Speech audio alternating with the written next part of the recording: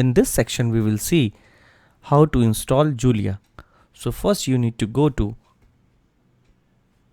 google.com, go to Julia the programming language. Here you will find this julialanguage.org. Go to this download section, and as of date it is version 1.4.2. Currently I am on Windows system, so I'll be downloading the 64-bit. Once it is downloaded, do the double click and then install.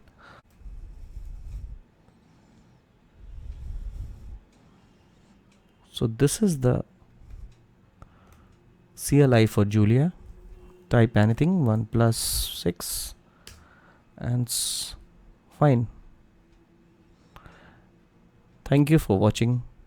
Please do subscribe and like.